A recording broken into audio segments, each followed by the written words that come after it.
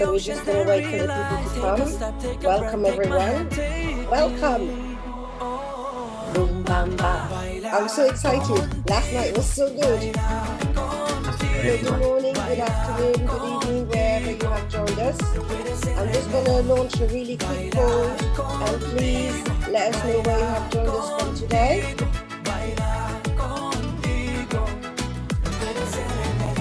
Last night we had people from all over the world, including the Middle East and the Sub-Saharan Africa. So if you could please take a couple of seconds to complete the poll. Welcome everyone, and thank you very much for joining us. Let us know in the chats where you are, so I can welcome you. Are you UK? So fantastic. Good morning, bright-eyed and bushy-tailed. 50% are students. Oh, people are students, educators. 25% parents, that's fantastic. And half of you identify as belonging to the LGBTIQ+ community.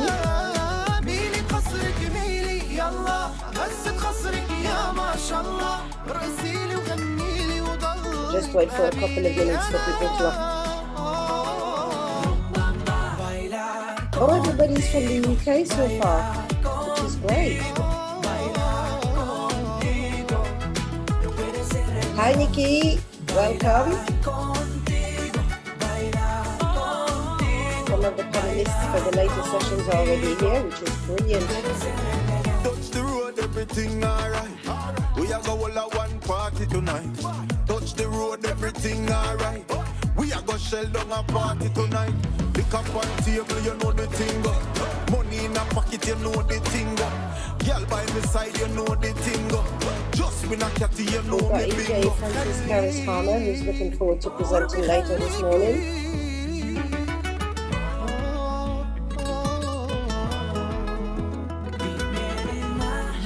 The hand, but I see side. Hear the whispers, the oceans, then realize. Take a step, take a breath. I'm just going to give you a couple of more minutes to complete the poll.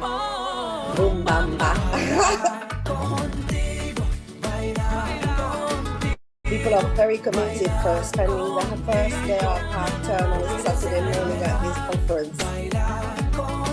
Congratulate yourself for waking up early or joining us from the middle of the night.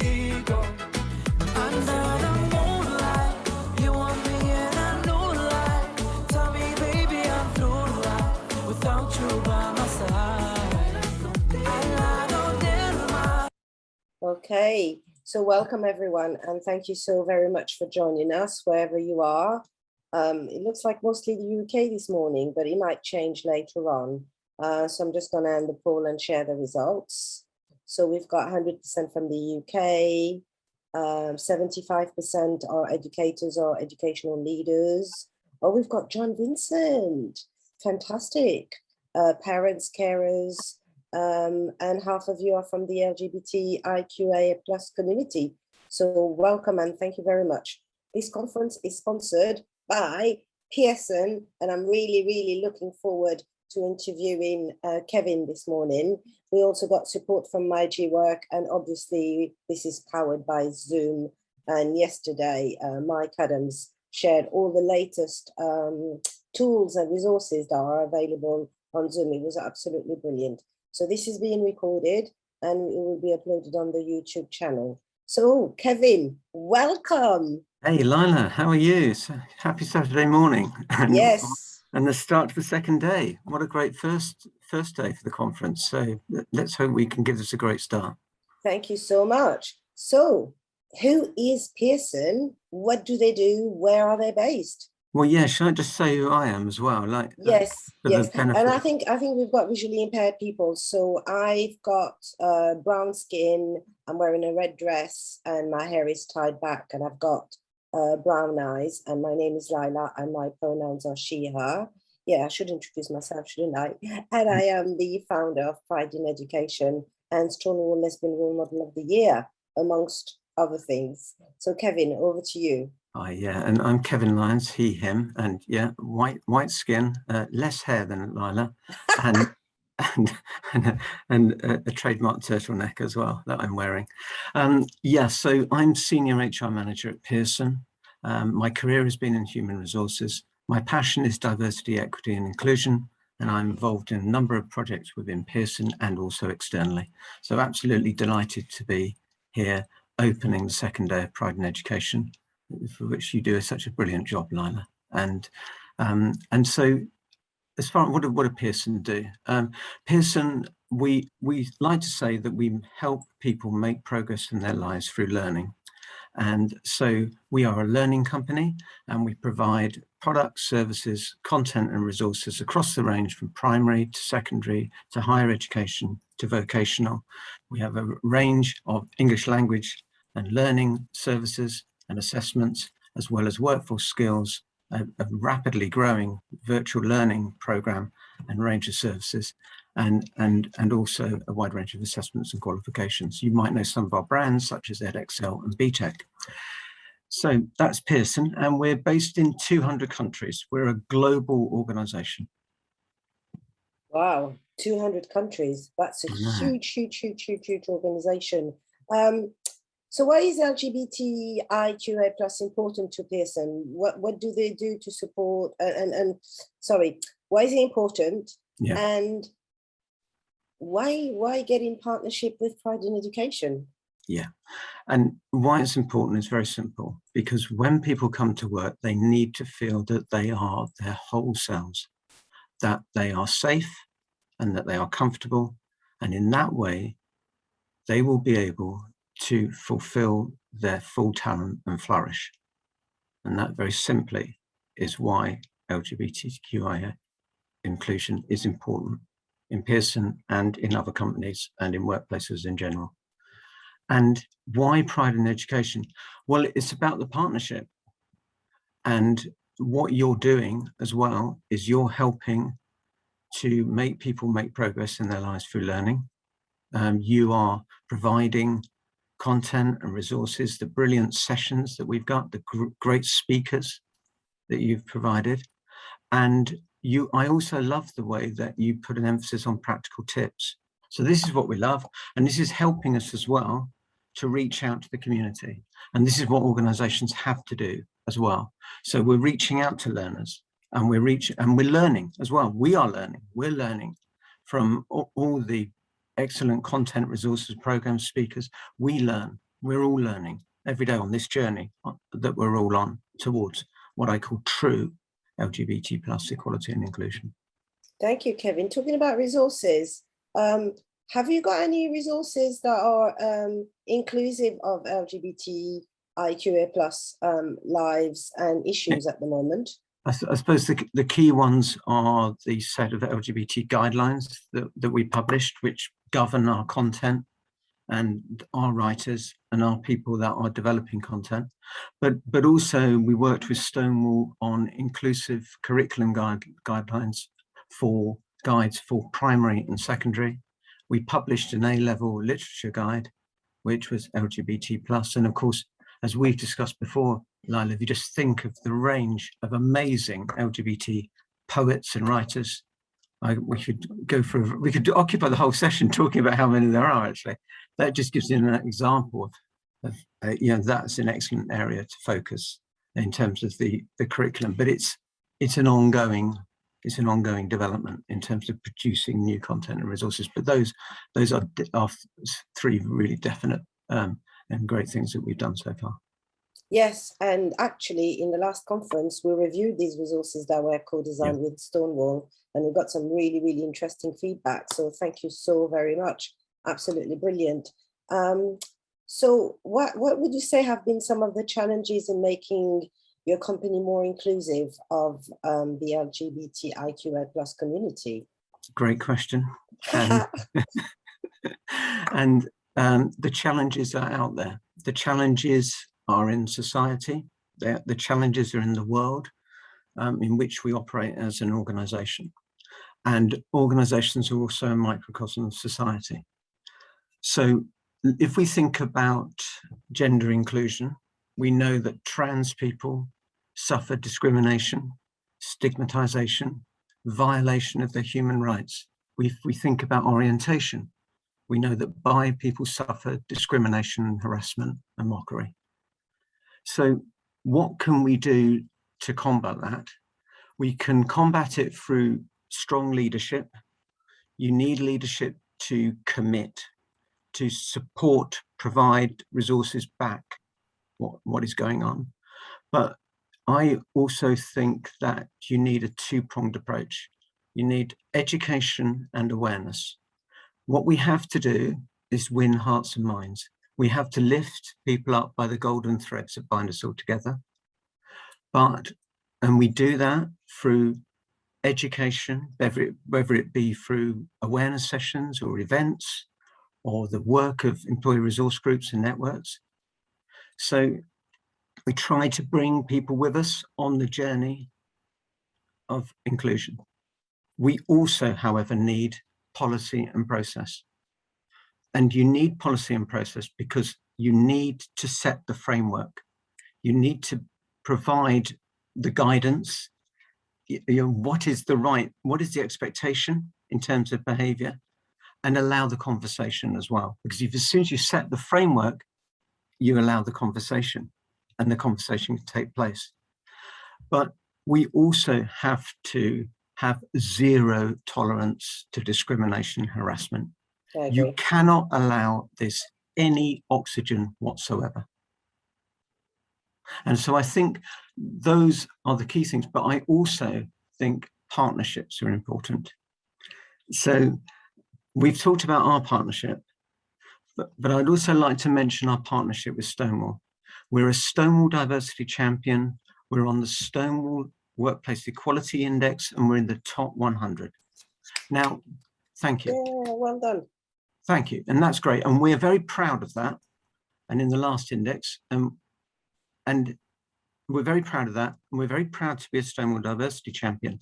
And one of the reasons for that is because we stand with Stonewall in support of trans inclusion and equality. And we use the benchmark that the WEI provides as our guide on our path and our journey.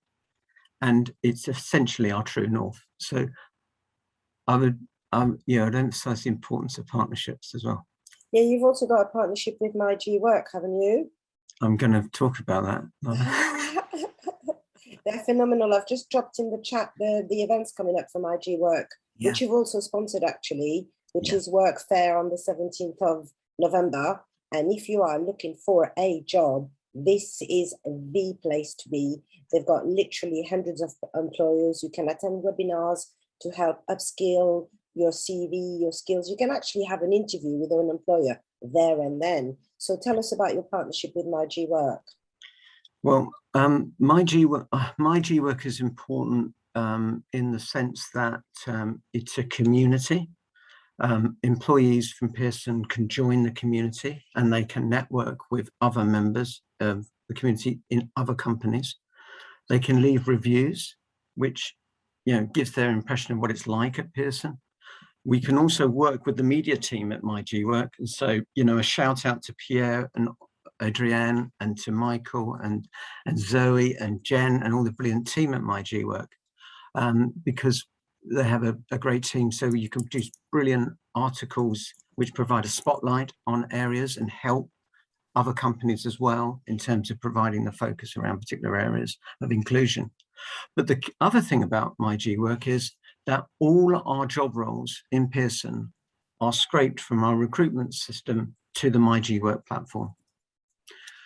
And we know from the first 6 months of our partnership with My G Work that 300 people were hired into Pearson because they learned about Pearson from My G Work. And so, and I think that's really, really stunning. And it just shows the value if you take practical action and you reach out to the community in a positive partnership. I've just put in the chat the link to the co-design resources with Stonewall for primary and secondary. And throughout this day, today is a very, very practical day. So I'm glad to see that we've got so many teachers and educators in the room today, and we'll be hearing and seeing loads of fantastic people. We've got a question, actually. Let me just check. Elizabeth Coleman is saying, so are Pearson's going to stop straight washing queer people, including in their ELT books? The inclusion of Jack Monroe in the second edition of Speak Out is a prime example of this. It's very well to talk about supporting trans and LGBT people, but when you are doing things like erasing identity in your books, you don't send that message. LGBTQIA+ learners need representation too. Whoa, that's a tough question. Tough question, and it's a good question, because what you have to do is constantly look at your material, and there may be materials that were produced back in the day which are not. So that's why the importance of us publishing our LGBT guidelines is an ongoing review of all our content, and so so that's great, and that's something that we can look at, because that's not what we intend to do. And I have to say, as a teacher, I always encourage my learners to make mistakes.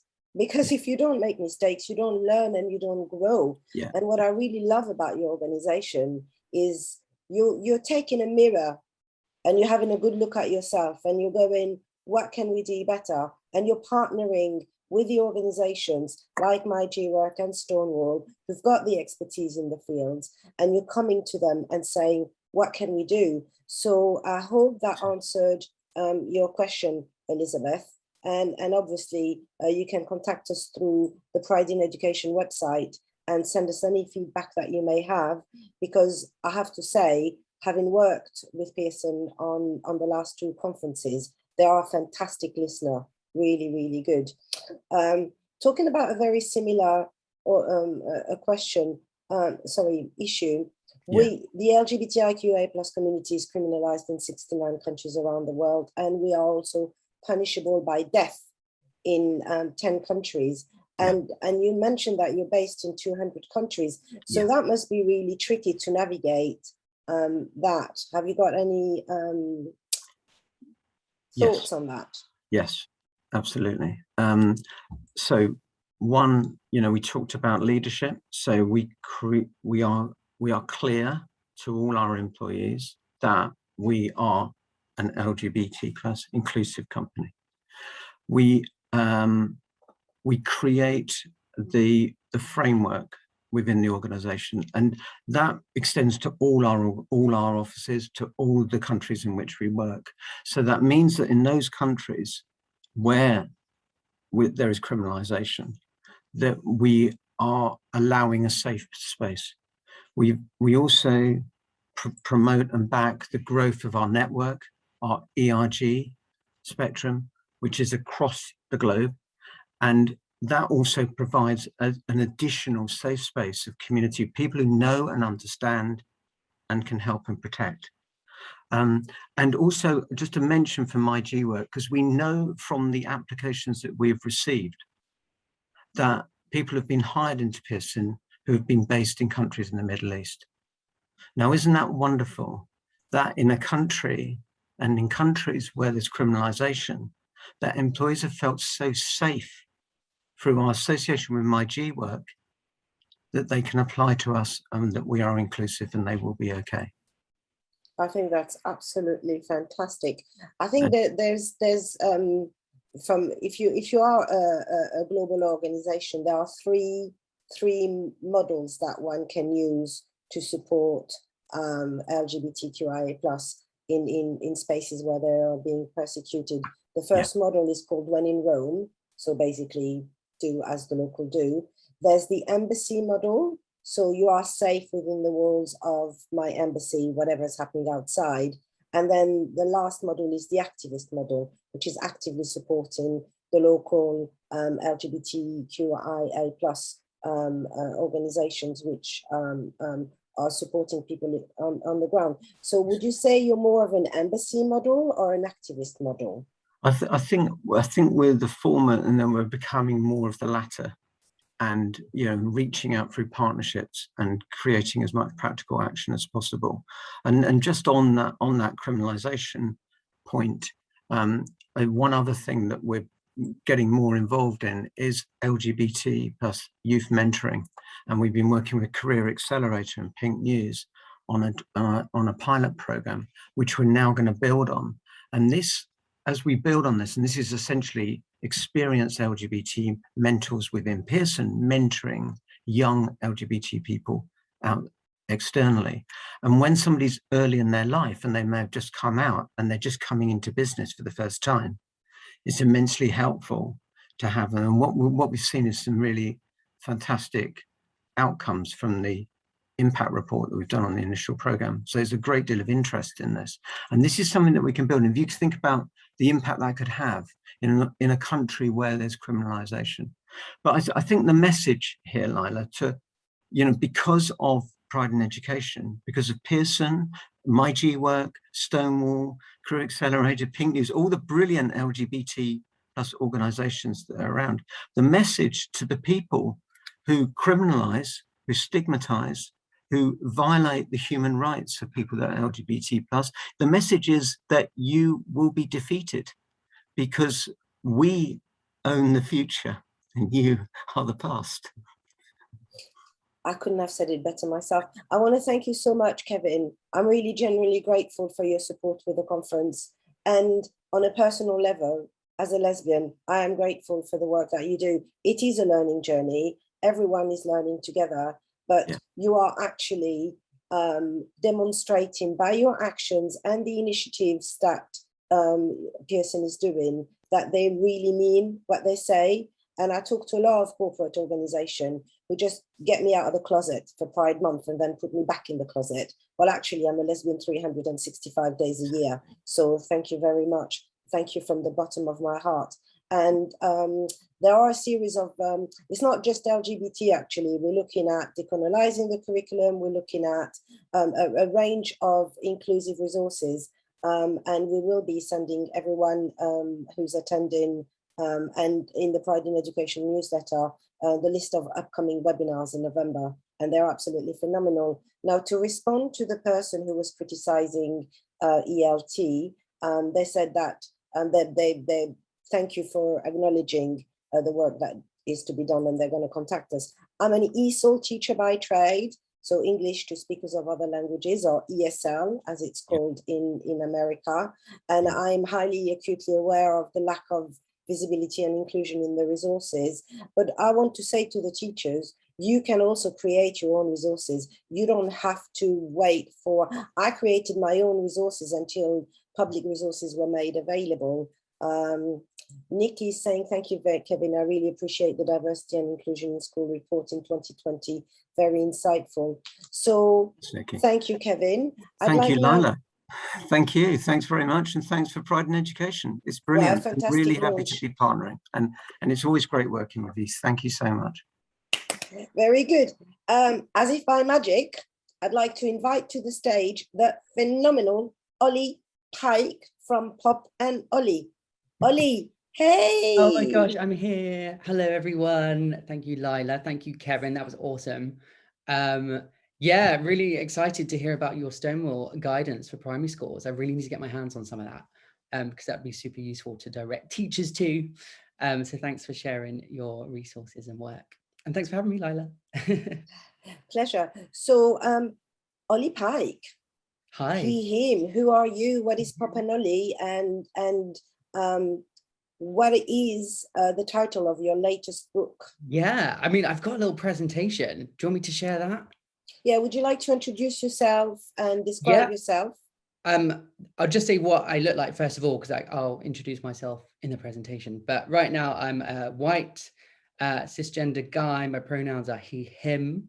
I'm gay and I've got brown curly hair, which is fun, but sometimes a bit annoying. And I'm wearing a grey top and I've got brown eyes. Okay, here we go. I'm going to share my little presentation and I'm going to tell you about my company, Pop and Ollie, and my primary school resources. So I'll describe the images as well for anyone that's visually impaired. So at the moment, this is my company logo. It's called Pop and Ollie. And there's a little balloon character in the middle of the word pop. And yes, I'm Ollie Pike, and I'm the director, and I like to call myself the CEU of Poppin Ollie, CEU meaning Chief Executive Unicorn, which is really fun. And basically, with Poppin Ollie, what I do is I do all the creative work. So I write the stories, I draw the pictures, I animate the videos. I sometimes even star in the videos as well. And this is one of my pictures up here in the corner, which is a cartoon version of me with curly hair, a blue hood, a purple hoodie, which I wear quite a lot, and some cat ears, because sometimes I like to wear cat ears, because why not? Because it's fun and we can do what we want. So yeah, so what is Poppin Ollie? Well, obviously I am Ollie. And here on the slide, another picture of me with my balloon sidekick, Pop. And Pop is a little character in my videos. And he was born probably like 10 years ago when I first started making videos, and he's just been around ever since. He's quite a good little sidekick, really. Or maybe I'm his sidekick. I'm not actually sure. But basically what Poppin Ollie has become after many years is an LGBT plus edutainment resource for children, parents, carers, and teachers. And our videos, our books, and our classroom resources are being used in primary schools across the UK and beyond to teach about equality and diversity, whilst ultimately helping to combat LGBT plus prejudice before it can begin to form. And on this slide is a little picture of me with the progressive pride flag. Pop's got a little rainbow flag as well. And then we've got some images of our videos on YouTube, and some images of me with some children and our books. Sometimes I visit schools. And there's also another image of just a couple of our resources, because we actually have hundreds. So I'll just move on. So Poppin Ollie's approach is, well, you've probably heard this word before from the amazing Sue Sanders, who coined this term: usualize, not normalize, because there's no such thing as normal. We like to familiarize children with LGBT plus characters and people as soon as possible. And we do that through our storybooks and our videos. We have stories and videos about two mummies, two daddies, princesses that fall in love with other princesses, princes that marry other princes. We have transgender characters as well. And we just want to let children know that LGBT plus people exist, like from the word go. Being LGBT plus is just as valid as not being LGBT plus. That's kind of the message. And we don't necessarily need to other it. It's just a part of our society. So let's accept it from the word go. So here's, oh, sorry, just on that slide, there is a picture. Pictures from some of our storybooks. The first picture is two mummies with a little boy. The second picture is two princesses, and one of the princesses is being held in the arms of the other princess. And then the third picture is two male characters holding hands. And there's a range of diverse races in these pictures as well. So this is another colourful picture. It's all thumbnails of all of our videos that you can find on YouTube for free. We've got tons of videos on our YouTube channel, ranging from animated stories with queer characters in. We have explainer videos, educational videos. We have history lessons. So for example, videos about the first Pride, about how the rainbow flag was born, videos about Bayard Rustin. I also have a couple of vlogs on there as well, where I kind of talk about my experience as an LGBT plus person and my experience with my first love and my first boyfriend as well. And we even have some music videos. So if you want to hear me sing, you can go check it out. And then probably what we're best known for is our books. So on this slide, there are 6 images of our fictional books that we have at the moment. We've got Prince Henry, which is a gay fairy tale romance. Jamie, which is our transgender Cinderella story. Goldilocks and the Five Bear Families, which is about family diversity for young readers. Kenny Lives with Erica and Martina. Princess Penny and the Pea, and the Prince and the Frog. And again, all of these characters are diverse. We've got Princess Penny there, who's a princess in a wheelchair. Our Goldilocks character is a person of color. And we have the Prince and the Frog, where we've even got a little frog on there as well, because he's kind of integral to the story. If you'd like to grab any of these books, you can get them from poppinollie.com/shop. If you use the promo code OllieFriend, you get 15% off. And then I just want to quickly let you know about our resources as well on our membership site. We have a ton of these are available for free as well. So if you go to poppinollie.com, there's actually a load of free stuff to download that you can check out. And these work really well with our free videos and our books. In classrooms, they kind of coincide with the stories, and they go a little bit deeper with some of the subjects if you want to. So these are all available on our website. There's loads of posters you can download as well. For example, on the screen, we've got a poster of Bayard Rustin. We've got Frida Kahlo in the corner. And these are really good visual aids for your classroom, just to kind of display LGBT plus people. And again, letting children know that LGBT plus people exist. But what I really want to share with you today, which I'm really excited about, is Poppin Ollie's new book. What does LGBT plus mean? And this book has just launched last month. We had a big launch event on Oxford Street. Lila came. It was amazing.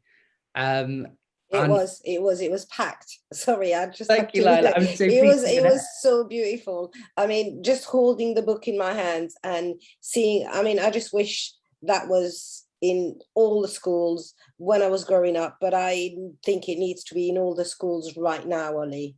Thank you, Lila. Well, that is the plan. We're so proud of this. I've co-authored this with Mel Lane, who's a former primary school teacher, and her son, James Cannon, who's a PhD student. And we kind of wrote this in lockdown because Poppin Ollie, we've got our fictional stories and they're really important. They're like a great first stepping stone for introducing LGBT plus characters to children.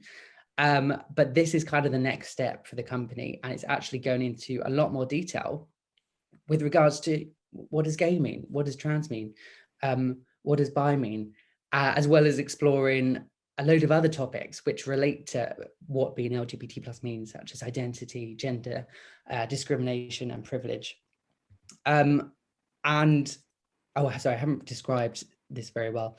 So we've got our cover of the book in the corner, and the cover is got 6 characters on there. My little cartoon characters on there, and we've got a range of diverse characters, and each of them are holding a different LGBT plus flag.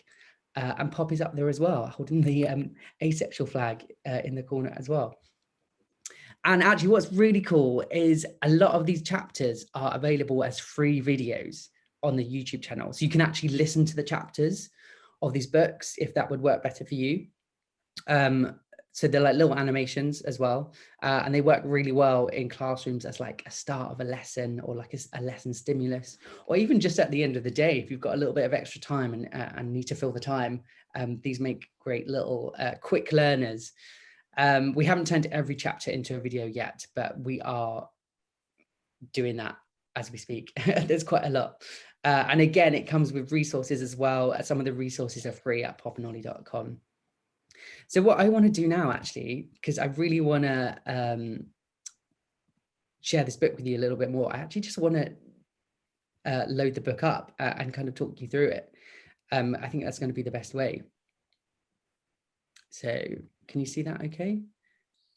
Yes, Ollie, thank you very much. We've also got questions coming in. Yeah, let me do some questions before I get onto this. So the first question is from Angela. And Angela is saying, hi, Ollie, I'm considering a career in primary school teaching and was wondering if you've found any resistance using LGBT plus resources in the classroom. I really want to bring in more lessons, resources, integrating LGBT plus themes, but I'm worried about there being possible opposition. Yes. Hello, Angela. Thank you for your question.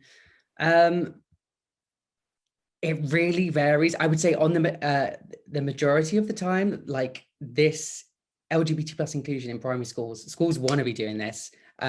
that's been my experience. I've spoke to so many primary schools who want to be more LGBT plus inclusive. The only thing is they're like, they don't necessarily have the confidence yet, which is why they sometimes get in touch. And I kind of let them know it's super easy to do this. You can use storybooks, you can use videos. There is a lot more to it as well when you really get into it, which is you look at your school's policy and various things like that. But sometimes the first steps can be as simple as using an inclusive book in the classroom. With regards to pushback, it really varies. I would say it varies not necessarily on location. It's more to do with the school and who's in charge of the school, and kind of like the head teacher or the governors.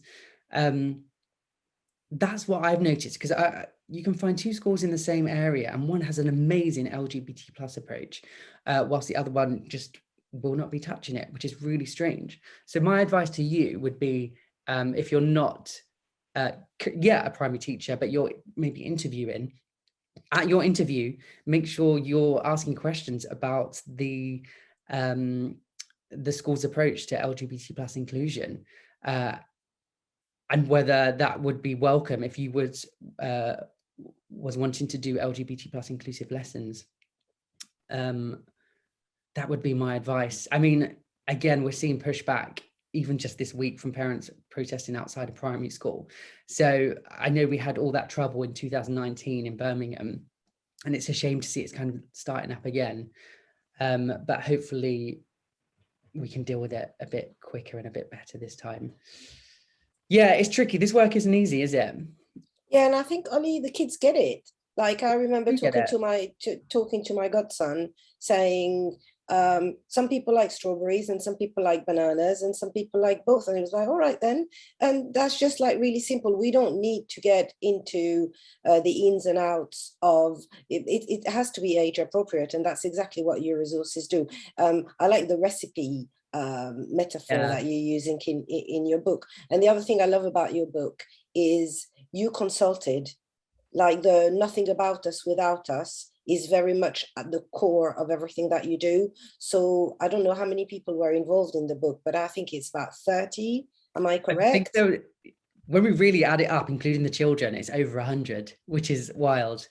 But yeah, we had about 30 to 50 experts kind of look over it. Because obviously there's so many things that us as the authors, we're not, that we needed to reach out to people of color, to transgender people, to non-binary people. And what's really great is you'll see in a moment that they've actually, they're actually in the book as characters as well, saying like little editorials, which is really cool. And just with regards to your point, Lila, children know about LGBT plus people. And there's been a recent survey that said, I think it's a third of 11-year-olds claim they have an LGBT plus friend, which is great, which is absolutely amazing. But I think what our job is making sure those 11-year-olds and younger children know the correct information, because they're clearly picking it up from somewhere. But I think we just need to make sure that it is the right information and that it isn't going to be harmful in any way if they picked it up in the wrong sense from the playground. So again, it's because the word gay can be used negatively, like your trainers are so gay, and the impact that it has on kids is really dreadful. Thank you. They might not be aware that they're using gay as a slur. Like they might not have a problem with LGBT plus people, but they're still using the language as a slur. And I think it's about just letting them know that, that's hurtful, that can upset some people. Thank you. Angela, I say thanks. That's really helpful. Great resource. So show us the book, my friend. Okay, yes. As I said, I co-authored this book with Mel and James, and just here at the beginning is a little notes for grown-ups and teachers, which basically says, this book isn't about sex education. It's basically a positive introduction to what LGBT plus means. And we did write it for children, but actually here on the front cover, it says a guide for young people and grown-ups, because really this is for anyone that just wants to understand a little bit better. And we've actually had so many parents and teachers and adults come to us and say, we've learned so much from this book, which is just an extra little cherry on top of the cake. So here on the second page, again, is my little cartoon character with my iconic cat ears. And we've also got a cartoon character of Mel and James, who are the co-authors. I'll just skip past these few pages. It's a very colourful book. There's lots of colour in it and lots of bits and pieces. I do a little introduction because I think what the kids really like is the fact that I'm a YouTuber and an author and an illustrator. And when I get to talk to them about that, they get really excited. So that's what I've kind of included on this first page, which is very colourful and has lots of bits about me around the border. And then it kind of just talks to the children about what the book's going to be about, and also what to look out for as well. Look out for all these LGBT plus flags, because they're plastered all over the book. And actually at the back of the book, there is a flag guide as well. And again, on this page here, on page 4, we've got 4 characters, again, holding different LGBT plus flags. So kind of the overarching theme of the book is actually identity, because that's kind of at the core of all of us. And, you know, our gender, our sexual orientation are parts of our identity. So it made sense to start with this topic. And Lila did mention earlier about the recipe, and that's kind of what we've used as an example to what identity is, likening our identity to a cake, because actually the cake is made up of lots of different ingredients, a bit like our identity, and the ingredients aren't necessarily the cake, but together they are. And it's a bit like how the different parts of us aren't us, but somehow put them together, and that's what makes us us. And I think that's a really good way to explain to children what identity means. So yeah, there's a little picture of me and Pop here in a chef's hat baking a cake. There's lots of cakes on this page as well. And on the other page, we have a little diagram, I guess. And this is available to download for free, this diagram from our website. And it's blank, because at the moment, there's little bubbles around it saying questions like, where am I from? What do I like? What is my personality? What's important? How do I look? What are my beliefs? And with the blank version, which you can download for free, you can get the children to fill it out themselves and answer these questions, just to kind of get an idea of who they are. And we think it's really cool if the children can kind of share this with each other as well, just to see how diverse their class or their world or their street is. So the next section we have, that, by the way, this chapter is available as a video for free on the YouTube channel, so you can listen to this chapter. This one currently isn't, but we're working on it. So this chapter is all about assigned sex and gender. And this is a couple of pages long, actually, this section. Again, lots of colourful illustrations on this page. There's a little doctor here looking at some babies, trying to assign their sex. This page, I guess, kind of explains to the children the difference between assigned sex and gender, and how when we're born, we're assigned a sex sometimes for most people, whereas our gender is something we just kind of know about ourselves. On the next page, we have a little diagram as well, because we wanted to talk about how gender can actually be seen as a spectrum. And with this whole gender section, we actually had a lot of input from people like mermaids and some other individuals who are trans, who are gender non-conforming, who are non-binary, who are intersex, just because we couldn't possibly write this on our own. And I'll show you on the next page a little bit more about this, but we also have a little section about pronouns on this page as well. And I think pronouns are a really good place to start with children with regards to gender, because it's like explaining to them that when you use the correct pronouns for someone, it makes them feel seen and validated, and it is really important. So as I mentioned down here, on the next page, on our transgender page, we've got some cartoon characters, lots of different colors and shapes and sizes. And there's actually a real person in here as well, Eli Moore, who's a transgender artist. And they said every trans person is unique. And as I said, it's been really nice to have real people read through this with us, help us with the text, and actually give us a little quote as well, just to let the children know that actually these people do actually exist. They are actually real people. Again, the non-binary section, very similar, lots and lots of different faces, trying to explain that actually non-binary can look like anything. There isn't one way to look like non-binary. It doesn't matter what color you are, what color your hair is, what you wear. There's no one way to be non-binary. And actually that's a huge theme with the book as well, that the key word in this book that we used a lot is some people. Some people feel like this, some people don't. Some people feel like this, some people don't. Because it wasn't possible to write this book and be like, this is it, this is what gay is, this is what transgender is. Actually, sometimes these things are different to different people. And with this book, it's about letting children know that there's more than one option. You don't have to sign up to a box. It's like, you might feel like this, or you might also feel a little bit like this, or you might not. I think it's really important to let the children know that, yeah, that there is more than one option, and that's okay. Thank you, Ollie. I want to read the whole book now. I've already got it, but yes. I'm very conscious of the time, Ollie. Yeah. Should I just skip ahead through this quickly? I'd say all the pages we've got, or should we stop and do some questions? Yeah, we've got questions. Yeah. Yeah, it's up to you, Ollie. Do you want to? I can stay a bit longer if you want. Okay. Shall we do the questions? I think you've given us a really good overview, and I really want people to buy the book, if I'm being honest. I think it's very generous of you to put that many free resources on YouTube and on your website.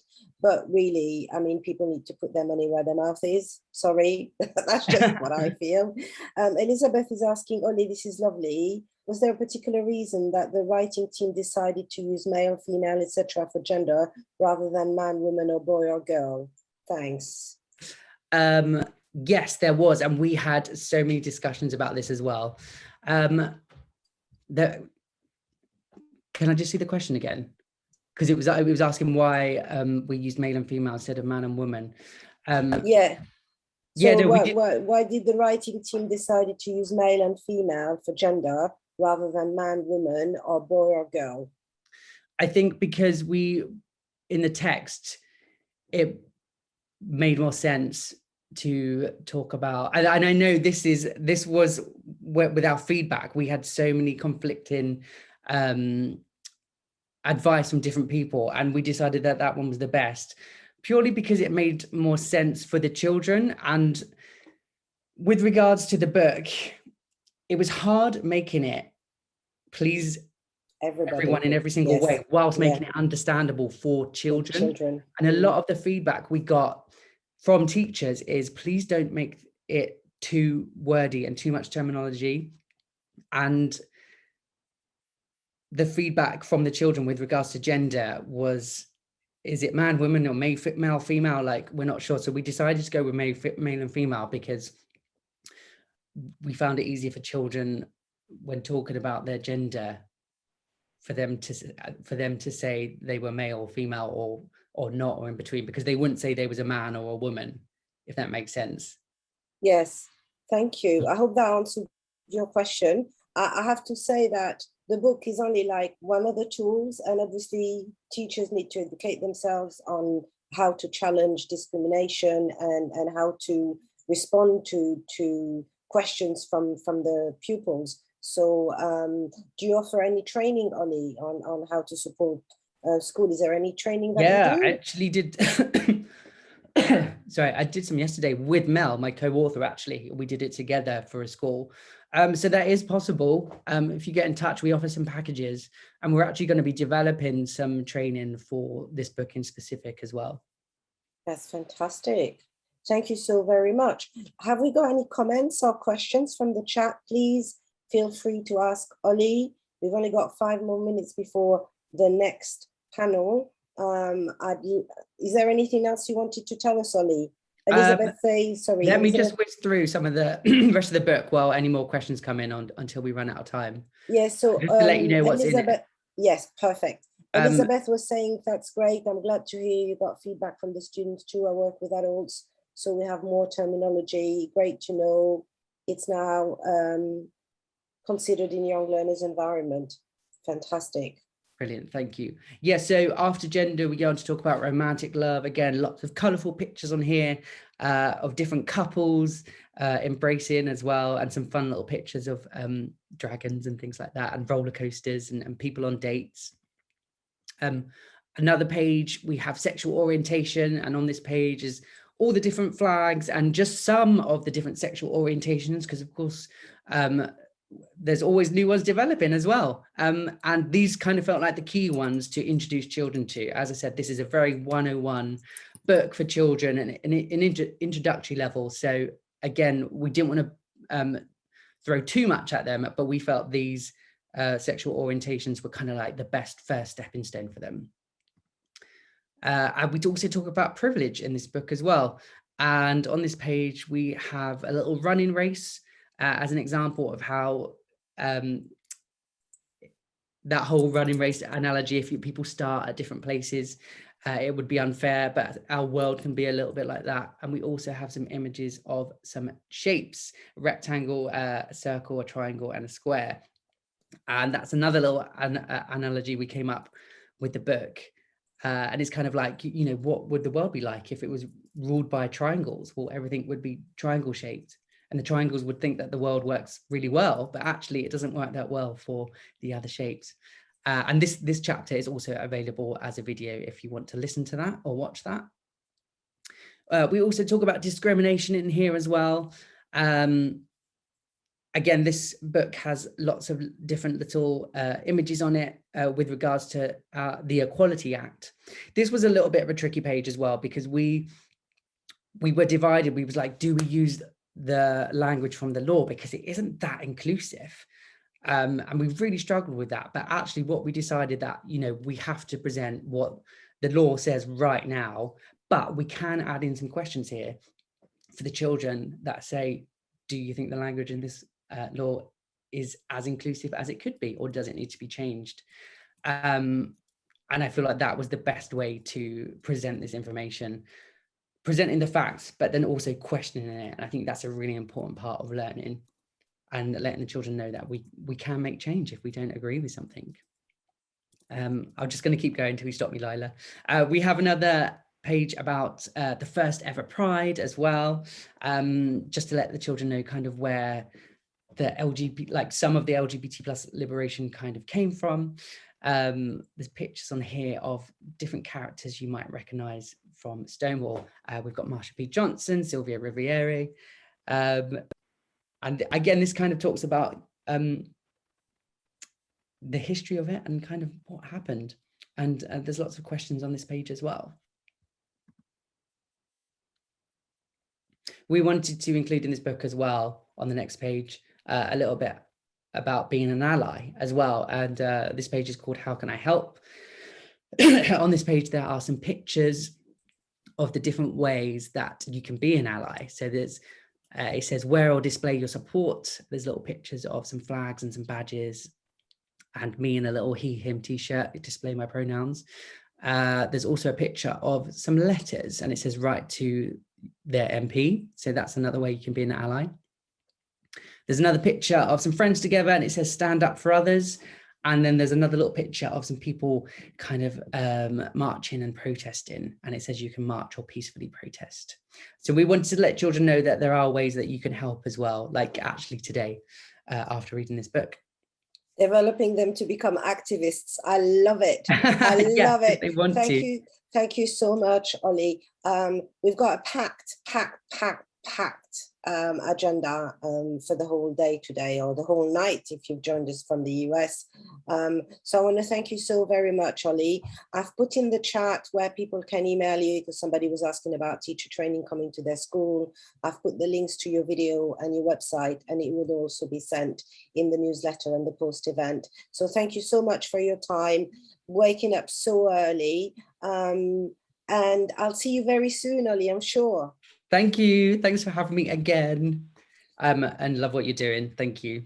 Thank you. Kevin, what did you think of Ollie's? From one Brilliant. publisher to another? I thought it was brilliant. And Ollie, we must catch up. And Yes. and I love some of the chapters were really, really fab. And you've handled difficult areas well. And I think what you said earlier about kids are growing up without the biases and the discriminationary thoughts that previous generations had. And so from an early age, we're working with young people that we can have a great deal of optimism that this is going to be a better world, that there's going to be emerging in future generations and as we go forward. So exactly. Yeah, it's about inspiring them, definitely. That's the one thing I would say, that kids, they grasp the concept of LGBT+, but what they don't get sometimes is discrimination. Exactly. And that's the thing that really riles them up. They're like, that's not fair. Like, why would you go to prison for being gay? And I'm like, I don't know, but it happens. How can we change it? I think kids are either one or the other. They can be very blunt and speak their mind and go, oh, why is this person like this? Without realizing that they're actually offending. But on the other hand, they're really like sponges. And if you explain to them in their language, this is what it is, they just get it. Like, I don't think we're born prejudiced. We're not. There's been so many studies that children aren't born prejudiced, but it's actually learned behavior. And actually they start learning it from ages 3 and 4, which is super young, which is why you have to introduce LGBT+ and diverse characters from the moment they're born. Thank you so much. But also it's preparing them for the real world. Like we are here, and the sooner people understand that we're all on a spectrum, from our skin color, from the whitest to the darkest, from our disabilities, from our body sizes, from our gender identities and expression. I think we're all on a spectrum, and you don't have to agree, but you have to accept this is who we are. John Vincent would say, great to see you again, Ollie. I've got a copy of the book and think it's terrific. Thanks, Lila. I'm dipping in and out today, so we'll see you again later. Hopefully. Brilliant.